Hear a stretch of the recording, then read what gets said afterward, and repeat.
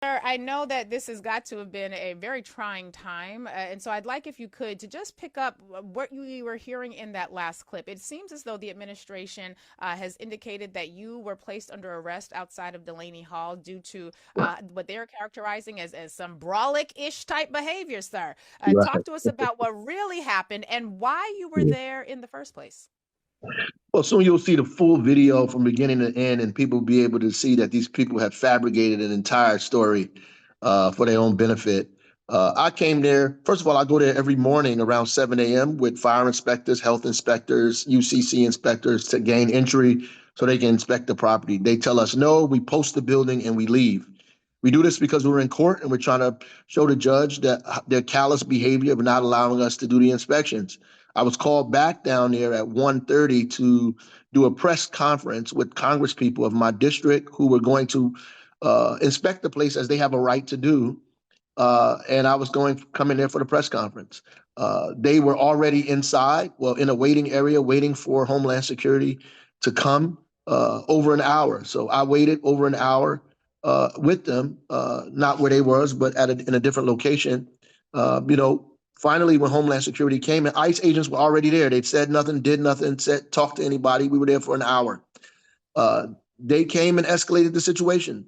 They, basically said they wanted us to get up, wanted me, not us. They wanted me to get out.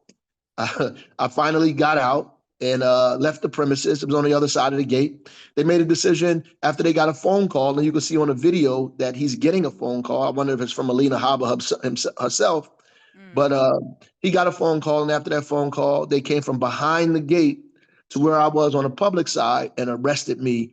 The Congress people tried to surround me and prevent them from grabbing me. They began pushing and shoving them.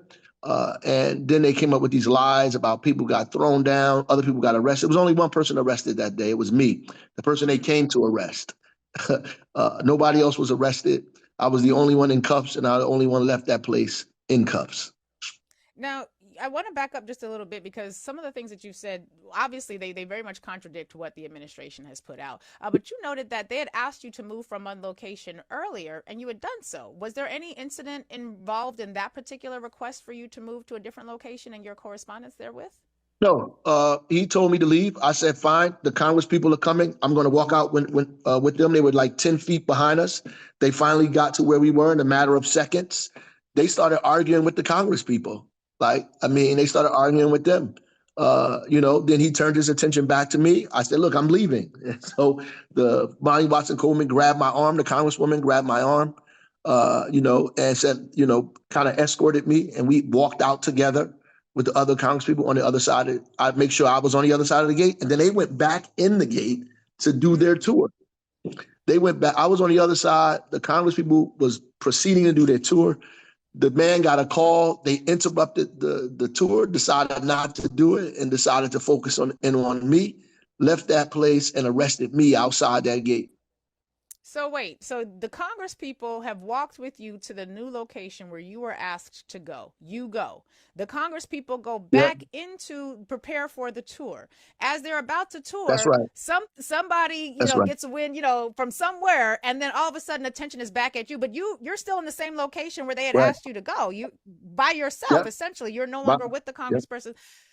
Huh. Okay. Absolutely. Talk to us a bit about Absolutely. the oversight function of this facility in particular. What is this facility for people? It's a Right. nationwide audience. So talk to us about what this facility is, who is in there, and why is it that you, as the mayor, have a role that involves oversight, and what is it that the congresspersons, what does their oversight capacity look like? So this place is a private, uh, you know, facility, a private prison, if you will, owned by a group called GEO. It used to be a halfway house and a Oh, drug rehab center. Geo They Group. have a Mm. certificate of occupancy from 20 years ago. The city contends that you need a new certificate of occupancy. You need to apply for one. Our inspectors have to come in and inspect the place. They wouldn't allow us to do it.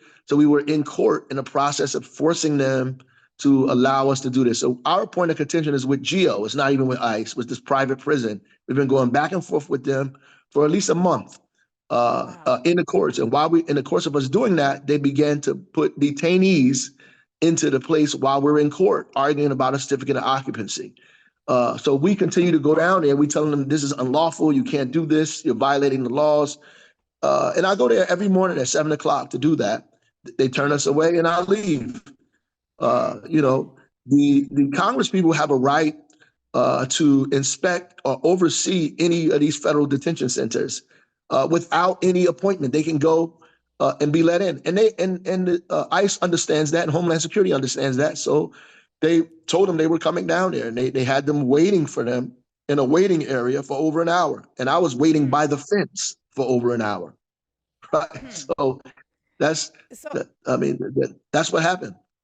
questions about certificate of occupancy. I remember back when my husband and I were buying a house. This is the only thing I know about certificate of occupancy, y'all. Y'all know I'm not ashamed to admit my limitations. The only thing I know is we could not close on that house without a certificate of Right. occupancy, because that's how the municipality was able to determine that we weren't going to buy a house that was basically going to fall in on our heads. You mentioned that the last certificate of occupancy for this particular detention center by Geo Group, and y'all need to know that name, Geo Group. You need to know the name. We're going to talk about them in a couple of days related to some other topics. But this is a certificate of occupancy that's 20 years old. So has there been Yep. any Yep. Yep. has this building been occupied or used in any meaningful way in the 20 Right. years since that most recent occupancy certificate was And issued? therein lies the problem. We don't believe Uh-huh. that it has been. That they're saying otherwise. We're telling them they're changing the use of the property. And if you're Mm. changing the use of the property, you need to go to the planning board or the zoning board, one or the other. You Once you apply for a certificate of occupancy, our inspectors come in. We look at how many people are in the building, what you have there, the sprinkler system, the elevator system, electrical, gas, everything. If you've upgraded or done anything different, you need permits and Right. inspections for that.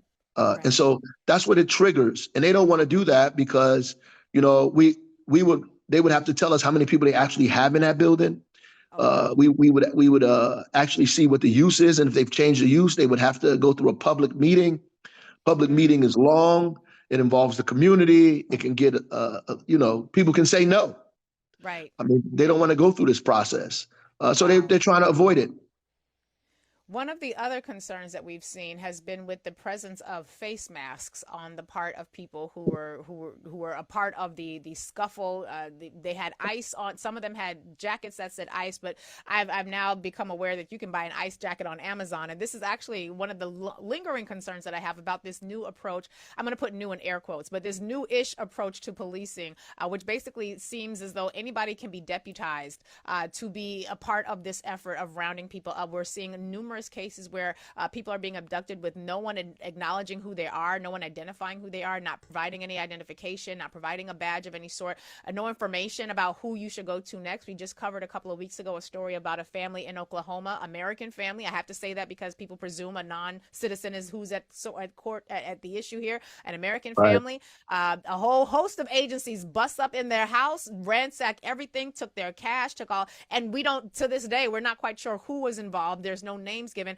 There's been a lot of concern that one of the reasons we're seeing so many authorities, and I'm putting that in air quotes, with these face masks is because there is some concern that perhaps these have been deputized members of, or perhaps January 6ers, the Proud Boys. We saw an executive order from the federal administration just a couple of weeks ago that expanded the policing capacity and provided for a deputization function. What do you know about the men and women who are involved in the attempt at arresting or shoving the other Congress members, the actual arrest of yourself? Who are these people?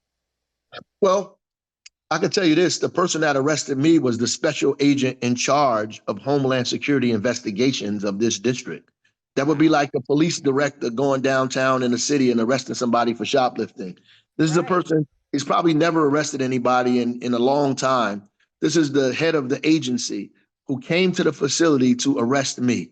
Got a phone call, and the head of the agency, if he's on the phone with somebody, the head of an agency, the only person that can give him an order is somebody above him. Right. So Mm. he got a very specific order to come and arrest me, the special agent in charge. The rest of these people had on masks, as you say. I don't know who they were. They had their faces covered up to their eyes. They had Mm. some of them had automatic rifles with Mm. them. I mean, it is a very intimidating scene for a lot of different people. And you're right. The only thing you know is that they have ice on their jacket or HSI on their back, right? Mm. The actual officers that have weapons like that. So yeah, Right. it can become a very scary. situation. And then you can't identify who these people are. Right. Exactly. That's one of the reasons why in social justice circles, when we're fighting for criminal legal system reform, one of the things that we want, particularly in New York City, one of the things we wanted was a mandate that officers had to have badges that were accurate and that actually led to something, because the inability to secure justice in the aftermath of abuse is often stymied as a result of inability to identify who was at the cause of the issue. I want to shift just a bit, because I started out this conversation with you by talking about some of the accomplishments that we've seen in Newark, New Jersey. I have often said that Newark reminds me of so many parts of Brooklyn. I absolutely love Newark, New Jersey. Shout out to Newark Symphony Hall, NJ, all the amazing institutions that are in that space. And you are hoping to do for the state of New Jersey what has been a phenomenal effort at revitalizing Newark, New Jersey. Talk to us about your hopes to become governor and what you plan to do in order to revitalize New Jersey and leave that with a trail of successes, much the way you seem to have done with Newark. Thank you. I mean, most of our struggle and our fight here in this state is around equity and around opportunity and around creating an economy that's inclusive for everybody here. We want to obviously build more affordable housing statewide. We want to create more ownership in the state, more home ownership in the state, as our wealth gap has just doubled in the state of New Jersey. $600,000 from $300,000 to $600,000 has doubled here. We want to invest in Black and brown and women businesses and small businesses in general across the state of New Jersey. Small businesses in New Jersey hire more people than big businesses put together. So we need to invest more in those communities. We want to reduce the cost of healthcare and begin to move towards a public option here in the state of New Jersey.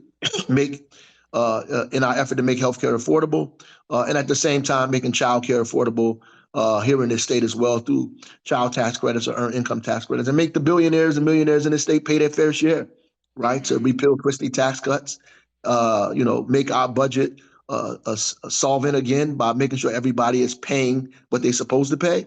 And we invest in the people in these communities, invest in these neighborhoods where they should be.